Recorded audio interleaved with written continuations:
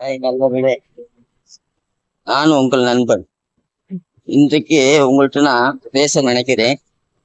அதாவது பேசினதே பேசிக்கிட்டு இருக்கும்போது மனசுக்கு சங்கடமாவும் இருக்கு. அதே சமயத்துல இந்த காலத்துல எப்ப பார்த்தாலும் வாழ்ந்து முடிந்தவர்களுடைய கதைகளை பேசி பேசி பேசி பேசியே நம்மளை மனசை நோகடிக்கிற மாதிரி செய்கிறார்கள். ஏன்னா அவர்கள் வாழ்ந்தது போல நாம வாழ முடியவில்லை என்று அதன் வாசியாகவே மனம் வேதனை கொள்ளுகிறது என்று நான் நினைக்கிறேன்.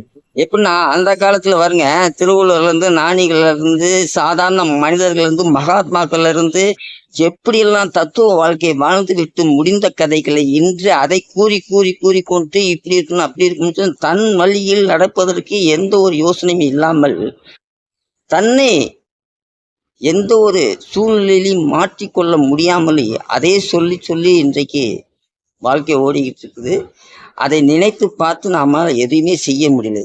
என்னுடைய மனக்கணக்கு எப்படின்றால், நாம இன்னைக்கு நடக்கிற வாழ்க்கை தான் உண்மையான வாழ்க்கை. இன்னைக்கு இந்த நிமிஷம் இப்போது நான் உங்கள்ட்ட பேசிக்கிட்டு இருக்கேன், அது உண்மையான வாழ்க்கை, உண்மையான நிகழ்ச்சி, உண்மையான காட்சி, உண்மையான சொற்கள்.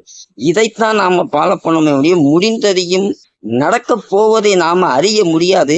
அதனால இன்றைக்கு நடப்பதை நாம சத்தியமாக வாழ்க்கையை வாழ்ந்தோம்னா அதில் தத்துவங்களை எடுத்து அதில் நன்மை தீன்மைகளை உணர்ந்து பிறருக்கு அதில் கெடுதல் இல்லாமல் வரும் செயல்கள் நம்மளுடைய வாழ்க்கையை புனிதமாக்கும், வரலாறு படைக்கும். இன்று நாம என்ன செய்கிறோமோ, இன்று நாம பிறந்ததுக்கு அர்த்தம் என்னமோ அதை நாம நினைத்து வாழ்க்கையை ஓட்டினாரே பெரிய சிறப்பான வாழ்க்கை.